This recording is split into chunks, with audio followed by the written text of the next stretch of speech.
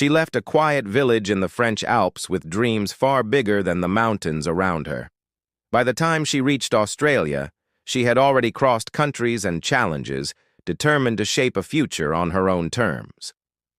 Sophie Collombet was born in 1993 in Saint-Julien-Mont-Denis, a small village where she grew up with her parents and two older brothers. Life there was peaceful and close-knit, but Sophie wanted more. She loved music, played in the local ensemble, and often spoke of her dream to see the world beyond her hometown. After finishing school, she began to chase that dream. She studied international business in Denmark, then moved to Germany for an internship, each step proof of her independence and determination. In 2013, her ambitions carried her even further when she was accepted into a master's program at Griffith University in Brisbane, Australia. She moved there with her boyfriend, and the two rented an apartment near the campus. A year later, his visa expired and he returned to France. Sophie considered leaving too, but decided to stay. She had one more year to complete her degree, and she refused to give up. To support herself, she worked several jobs, waiting tables, cleaning, and teaching French lessons. Still, money was tight, and she moved in with university friends. Sophie balanced work and study with quiet determination, building a life that reflected her strength and focus. It began like any other day. A lecture at the university, a bus ride home, and plans to finish assignments. But on the night of March 27, 2014, the routine ended in silence, and Sophie Collombet never made it back to her apartment. That morning, the 21-year-old French student left for classes at Griffith University. Her schedule was long, with lectures running late into the evening. Friends saw her on campus, and CCTV cameras later showed her boarding a bus around 8:30 p.m. It had started to rain by then, and a classmate offered to drive her home, but Sophie declined, choosing instead to take her usual bus. Cameras captured her getting off at her regular stop. From there, she needed to cross a bridge to reach her apartment. To get there, she had to pass through Kurilpa Point Park, a riverside area not far from Brisbane's cultural precinct. That was the last confirmed sighting of her alive. Throughout the day, Sophie had been in contact with her boyfriend in France. Messages went back and forth until that evening, when suddenly she stopped replying.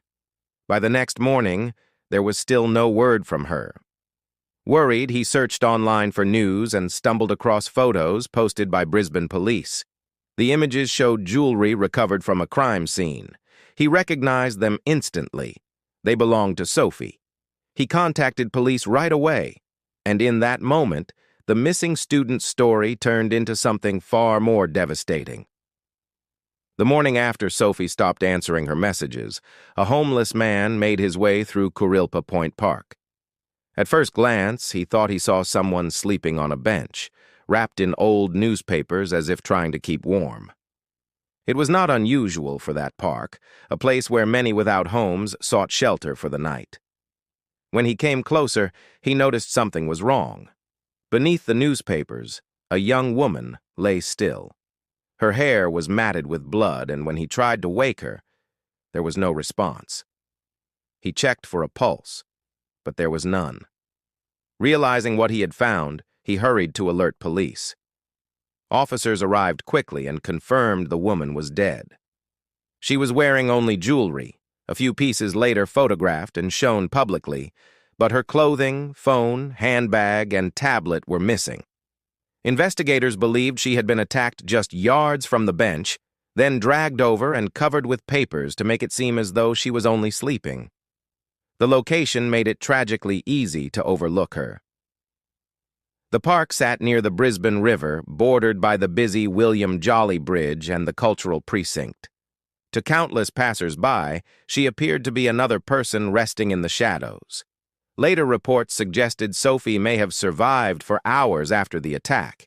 If anyone had stopped, help might have reached her in time. Instead, her final moments went unseen in the heart of the city. The autopsy revealed the brutality of what Sophie had endured. The medical examiner confirmed that she died from a devastating head injury caused by a heavy, blunt object. In addition to this fatal blow, she had suffered numerous abrasions and bruises, evidence of a violent struggle. Investigators determined that Sophie had been attacked within Kurilpa Point Park itself. After the assault, she was dragged to the bench where she was later found. There, her body was covered with newspapers, as if the attacker hoped her presence would go unnoticed in a place where many others slept rough. It was a deliberate attempt to disguise her suffering as something ordinary. What made the findings even more tragic was the timeline. Medical experts concluded Sophie had not died instantly. She may have lived for several hours after the attack, lying on that bench in the open, hidden in plain sight. During that time, pedestrians walked past, mistaking her for someone asleep. The chance to save her slipped away as the city moved on around her. Investigators also turned their attention to her missing belongings. Her handbag, phone, and tablet were nowhere to be found. Divers were brought in to search the Brisbane River. Downstream, they recovered an umbrella, though it could not be confirmed as Sophie's. For detectives, these details painted a picture of a calculated attempt to erase evidence, leaving only fragments of a life cut short. News of Sophie's murder spread quickly across Brisbane, and fear followed close behind. She was the fourth international student killed in the city within just a few months. Although the other cases were unrelated and suspects had already been arrested, the pattern unsettled the community. People began to wonder if someone else might strike again. Police faced enormous pressure to find answers. They appealed publicly for information, urging anyone who had been near Kurilpa Point Park that rainy night to come forward. Dozens of people responded, describing their movements through the area, but detectives noticed a troubling exception. One man, captured repeatedly on surveillance cameras, had not identified himself. CCTV footage showed him walking past the park both before and after the estimated time of Sophie's death. Investigators compared this with other timelines they had established, narrowing the window of the crime almost to the minute. The man's presence during those critical hours, combined with his silence in response to appeals, raised immediate suspicion. As detectives pieced together Sophie's final steps, leaving campus, boarding the bus, getting off at her usual stop, they began to track the man's movements as well. Footage revealed him heading toward a subway station and boarding a train. From there, the trail grew cold. Still, police were convinced they had identified a key figure. The investigation was about to shift from retracing Sophie's path to pursuing the man who appeared alongside it. Detectives pressed forward, determined to uncover the man's identity. Their break came when they showed the surveillance images around Kurilpa Point Park to people familiar with its regular visitors. A witness recognized him, saying he had been drinking with the man on the night of Sophie's murder. His name, they said, was Ben. That lead took police to a Catholic Ozcare hostel across the river. The facility housed homeless men and recently released prisoners, including offenders convicted of serious crimes. Staff confirmed that the man in the footage was one of their residents, 25-year-old Benjamin James Milward. They also noted something disturbing. Since the night Sophie was killed, Milward had vanished. He left behind most of his belongings, disappearing suddenly as if he had no plan to return. Investigators soon uncovered more of his background. Milward had a long criminal history that included assault, theft, drug use, and repeated parole violations. Only a year earlier he had been released from prison, but trouble followed quickly. Witnesses from the hostel reported that on the evening of Sophie's murder, Milward was heavily intoxicated with alcohol and using the drug known as ice. Others recalled him behaving erratically that night, unsettled and nervous. With mounting evidence and no sign of him returning, police named Benjamin Milward publicly as their prime suspect. His photograph and details were circulated nationwide. The search for him was no longer just a local investigation. It had become a manhunt across Australia. With Benjamin Milward named as the suspect, the search expanded beyond Brisbane. Detectives followed every possible lead, tracking reports of a man matching his description moving between small towns and cheap hotels. Each sighting placed him further from the city where Sophie had been killed. One promising lead came from a hotel in Ballina, in a neighboring state. Staff confirmed a guest resembling Milward had stayed there briefly, but by the time police arrived, he was gone. Alerts were sent to surrounding towns. Not long after, 2 officers on patrol in Coffs Harbour noticed a man walking alone at night who looked exactly like the wanted fugitive. When they approached, they asked if his name was Benjamin. Calmly, he replied, "Yeah, you got me." Is this because of the internet? He was taken into custody on the spot and extradited back to Brisbane. Once in police hands, investigators collected his DNA. Forensic analysis compared his profile with evidence from Sophie's body. Under her fingernails, they had found skin particles preserved from her desperate attempt to resist her attacker. The match was exact, leaving no doubt. The DNA evidence tied Milward directly to Sophie's murder. For detectives, it confirmed what surveillance footage and witness statements had already suggested. After days on the run, the suspect was back in Brisbane, facing charges that would carry the weight of his actions into court. Once extradited to Brisbane, Benjamin Milward faced the full weight of the justice system. In the courtroom, the case against him was overwhelming. Surveillance footage, witness testimony, and the DNA evidence linking him directly to Sophie Collombet's final struggle left little room for doubt. Milward chose not to contest the facts. He admitted to killing Sophie and, in front of the judge, addressed her family, asking for forgiveness. His words, however, were overshadowed by the details he revealed about the night of the crime. He told the court that after the attack, he claimed to Sophie he would get help. Instead, he walked away, leaving her alone on the bench in Kurilpa Point Park. Before fleeing Brisbane, he discarded her belongings in the river, erasing what he could of her presence. His defense pointed to intoxication, arguing that he had been under the influence of alcohol and the drug known as ice. Milward himself said he remembered only fragments of what happened, but experts rejected this explanation.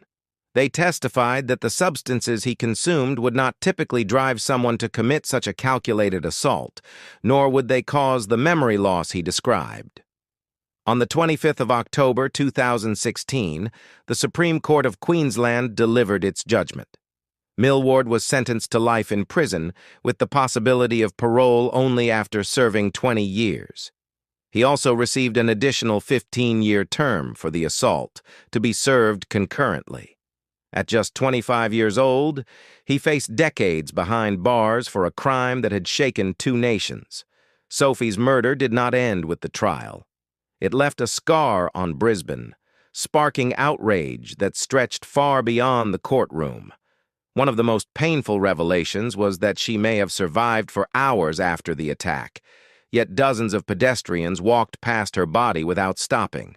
Covered with newspapers on a park bench, she was mistaken for someone homeless. The silence of those who saw her and kept walking became a subject of national debate. Criticism also fell on the city itself. Kurilpa Point Park had been the site of multiple crimes in the years leading up to Sophie's death. Locals had long raised concerns about safety, yet little had been done. Afterward, police were called out for failing to protect an area that was steps away from Brisbane's cultural precinct and frequently used by students, workers, and families. Attention also turned to the Catholic Ozcare hostel where Milward had been staying. The facility housed men recently released from prison, including offenders convicted of violent crimes. Its proximity to the park and the cultural center drew heavy criticism, with many questioning how such placement had been allowed. Public grief turned into action.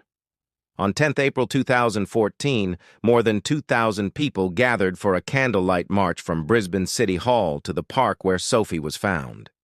The vigil became both a tribute to her life and a demand that violence against women be addressed with urgency.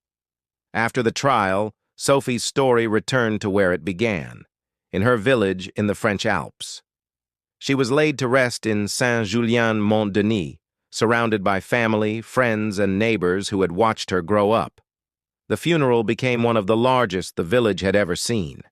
Out of a population of just 1,500, nearly 1,200 people joined the procession behind her casket. The service carried the weight of collective grief. A 120-piece brass band played Chopin's Marche Funèbre, its mournful tones echoing through the streets. Villagers filled entire journals with condolences, leaving messages of sorrow, remembrance, and solidarity. For her hometown, Sophie was not only a daughter lost too soon, but also a symbol of ambition and resilience, remembered for the dreams she pursued far from home. In Brisbane, memorials continued long after the case closed. The candlelight vigil that drew thousands remained etched in memory, a reminder of the night the city marched together against violence.